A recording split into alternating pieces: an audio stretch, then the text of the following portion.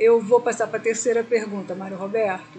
Tios e sobrinhos são parentes em terceiro grau do falecido?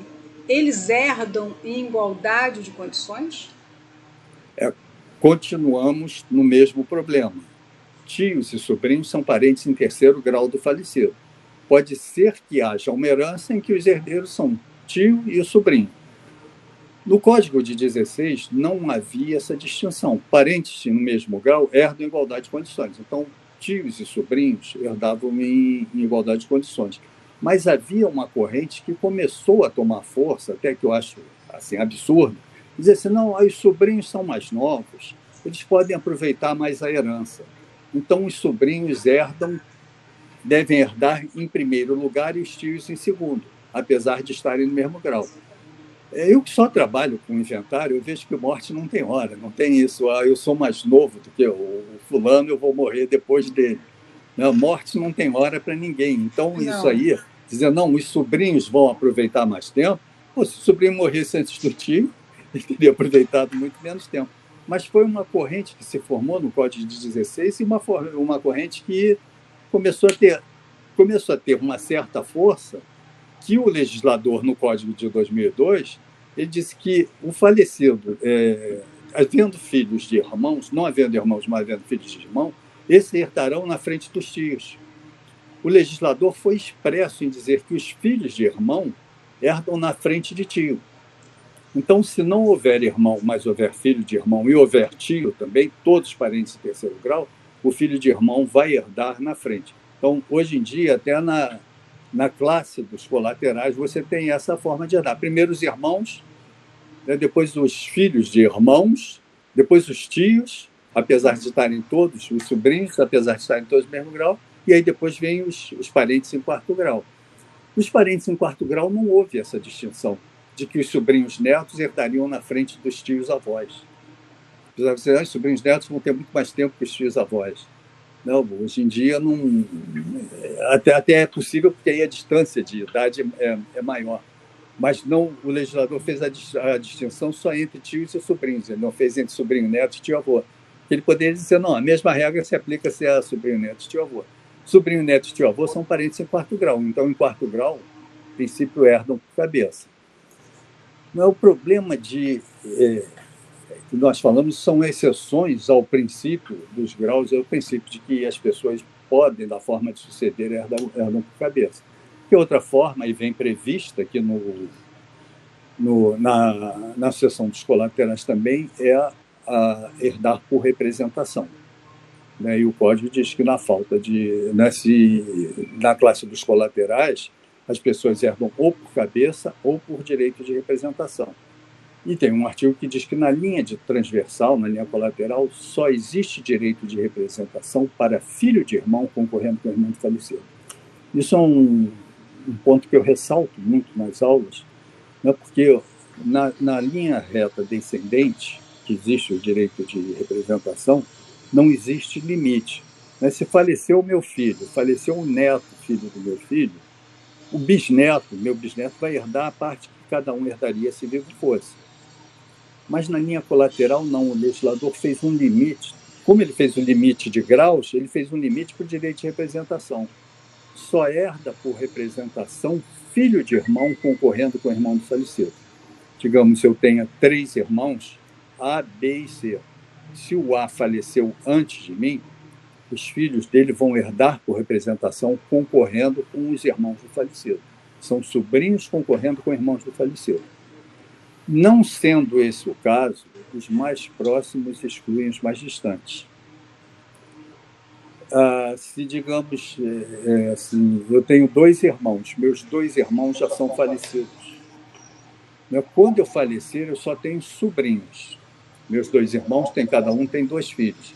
Mas um dos meus sobrinhos também já é falecido e deixou um filho, que é meu sobrinho neto. Esse meu sobrinho neto não vai herdar representação do pai dele, porque não existe direito de representação para filho de sobrinho.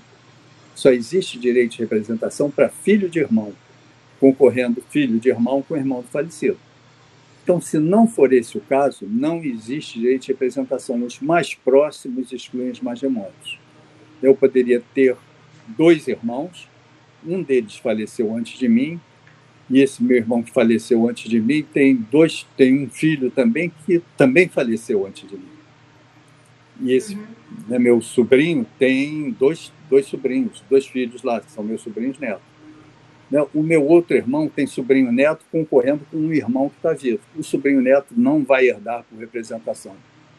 Só existe direito de representação para filho de irmão concorrendo com o irmão do falecido. Não sendo esse o caso, os mais próximos excluem os mais remotos. A mesma coisa se eu deixo só sobrinhos e um dos sobrinhos já está morto e deixou sobrinho neto, o sobrinho neto deixou outro sobrinho. Não vai haver representação. Meus sobrinhos vão herdar tudo. Não existe direito de representação para sobrinho neto concorrendo com sobrinho. Só existe direito de representação para sobrinho concorrendo com irmão. Então, na linha dos colaterais, você também tem essa limitação do direito de representação que você não tem na linha reta. E se você disser assim, não, os irmãos já morreram, os sobrinhos já morreram, os sobrinhos netos já morreram, só deixou um sobrinho neto. A herança vai para o município. O sobrinho neto é parente em 5º grau, não herda.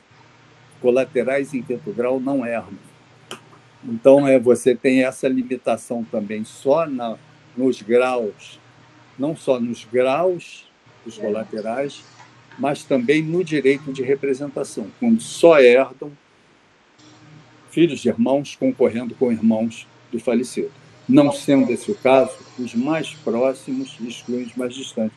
Por isso a importância da contagem de graus, para você saber quem são os mais próximos que excluem os mais distantes. Os parentes em 2º grau vão excluir os parentes de 3º grau, vão excluir os parentes em 4º grau. Então, essa é a importância da contagem dos graus.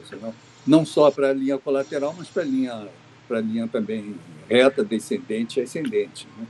O Código do Legislador está toda hora falando de graus mais próximos, diferença de graus, na sucessão dos ascendentes. Cara, se concorre com herdeiro de 1º grau, se concorre com herdeiro de 2º grau. E também quando nós falamos na concorrência, nas classes de herdeiros, descendentes, ascendentes, cônjuges, companheiro, que o Código fala, que o legislador colocou, que não havendo cônjuge sobrevivente, herdarão os colaterais. Mas não havendo cônjuge sobrevivente, nem companheiro sobrevivente. Hoje em dia existe a igualdade entre cônjuge e companheiro.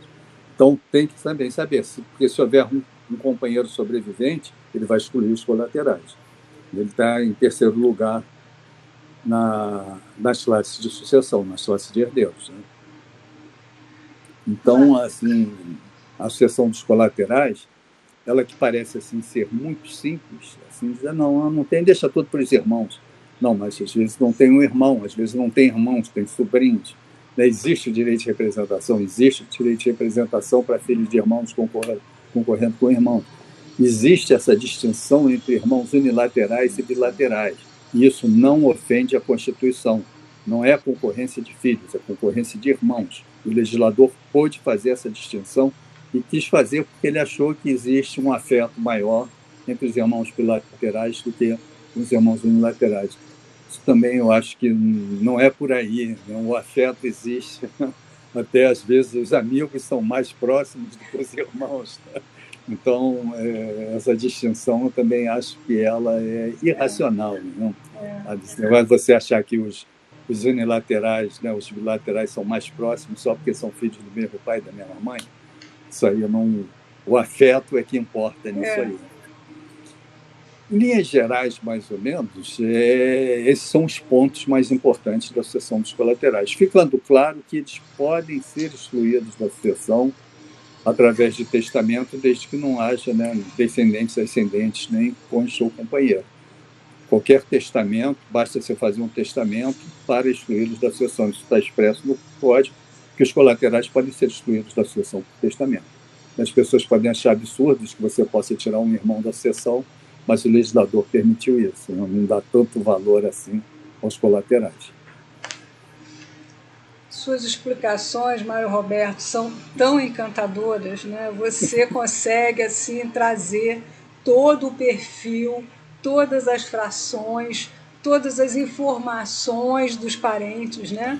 Do município, da colocação a que erra do município, infelizmente, né? Mas é que, como você bem pontuou, em relação à legislação. Então, a gente tem sempre que ter esse perfil, né, de obedecer o que rege a legislação em vigor, né? Mas é sempre encantador te ouvir, né? Você fala com uma tranquilidade, com uma facilidade e vai nos arrastando nesse encanto da sua sabedoria, né? Foi maravilhoso, como sempre né, Mário Roberto? A gente fica encantado com as suas aulas, encantado com as suas palestras. Agora, com esse webinar, tenho certeza que vai auxiliar a muitos que dela necessitam para tirar essas dúvidas, né? Até por estar passando por esse problema. Então, acredito que será muito elucidativo para quem vier a assistir. Até porque nós estamos falando com o mestre, Mário Roberto. Né? Então, eu não tenho dúvida disso. Né? Então, Mário Roberto, aqui eu faço as considerações finais para te passar a palavra também. Mais uma vez eu quero te agradecer. É uma felicidade imensa estar com você aqui comigo. Já quero renovar um convite para uma agenda próxima, compatível, né? Podemos verificar, como você mesmo nos cedeu esse título, Sucessões dos Colaterais, nesse webinar de hoje, que foi encantador, como sempre as suas colocações, mas aí podemos abordar outros assuntos em que você entenda também serem tão conflitantes e tão necessários para um entendimento geral. Né? Isso daqui não é uma aula, mas foi uma aula, isso é apenas um webinar gratuito, mas com a sua didática e os seus conhecimentos, com a sua sabedoria, se torna uma aula. Né? Mais uma vez, querido amigo, estimo a saúde de todos, a família, e passo a você as considerações finais. Bom, Vânia, eu queria mais uma vez te agradecer. Né? Eu vou dizer, se tem alguém que está agradecido, sou eu. Porque isso, para mim, é um prazer poder participar com vocês, né? E poder trazer, talvez, algumas novidades, algumas inovações, algum conhecimento que eu tenho na minha bagagem. Mas é um prazer participar de todas essas reuniões que eu tenho participado esse tempo todo, sempre com vocês sempre muito gentis, sempre excedendo nos elogios, não uma propaganda, uma certa propaganda enganosa, a meu respeito, não, mas e me colocar à disposição para você. Sempre que você quiser, eu estou aqui à disposição. A gente agora está com mais tempo, que apesar dessa triste pandemia que está envolvendo, mas deu uma nova organização de vida. E a gente consegue organizar mais o tempo e ficar à disposição de vocês sempre que você precisar. Te agradeço muito, te parabenizo pela iniciativa, entendeu? É muito importante para todos a gente poder ter conhecimento e ouvir pessoas que possam trazer algum conhecimento para a gente. Parabenizo pela iniciativa sua, que é muito boa. E me coloco à disposição sua. Né? Sempre que você precisar, estarei aqui a postos para trocarmos as ideias. Bom, muito obrigado. Isso para mim é uma honra, Mário Roberto. Eu que tenho a maior satisfação de tudo isso, porque você como amigo, como tantos outros amigos, né, que aceitam o meu convite, nós estamos ainda, né, desde o ano passado, por essa pandemia, como você bem citou, mas a gente tem que levar, entre aspas, pelo menos eu sou dessa forma positiva, de que do ruim a gente tem que tirar o que é de melhor. Né? O que é ruim, a gente não tem capacidade de tudo.